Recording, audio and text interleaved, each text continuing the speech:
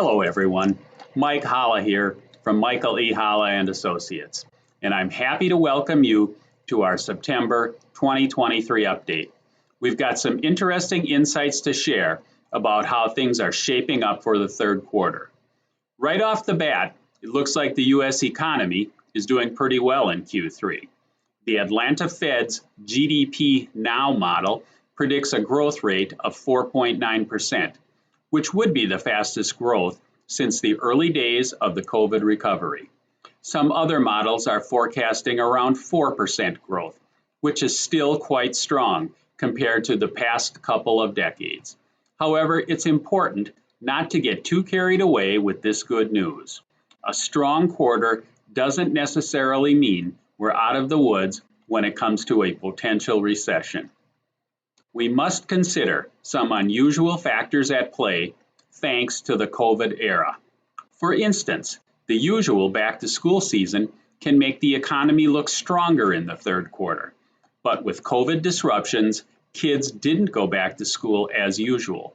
So it's kind of like comparing apples to oranges.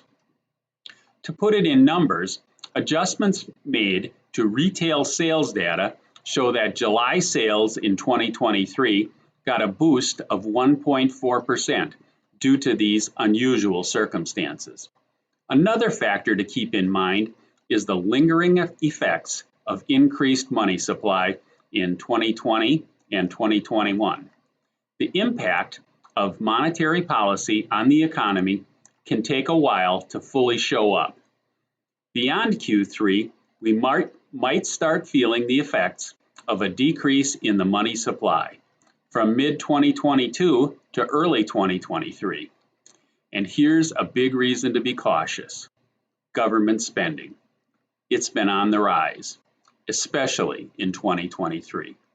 Without certain government plans, the budget deficit would have been 4% of GDP in 2022, which is high but not out of the ordinary.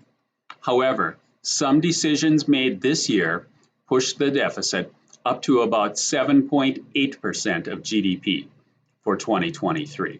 That's quite unusual, especially considering our low unemployment rate.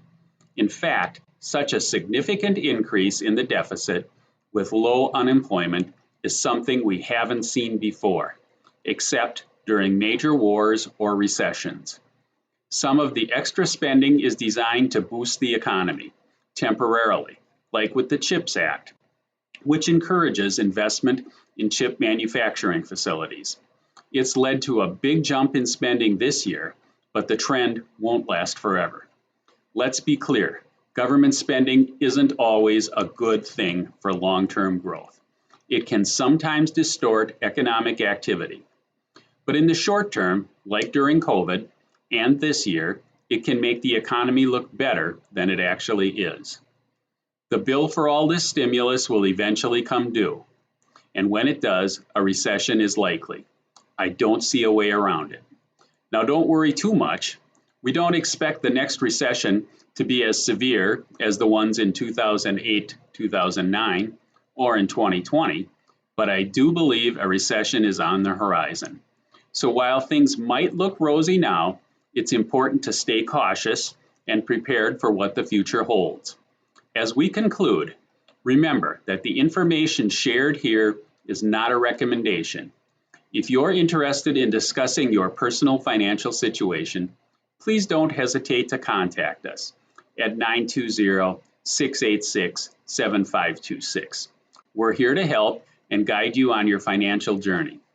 This is Mike Holla from Michael E. Holla and Associates, signing off for now. Stay informed, stay prepared, and let's navigate the financial world together. Until next time.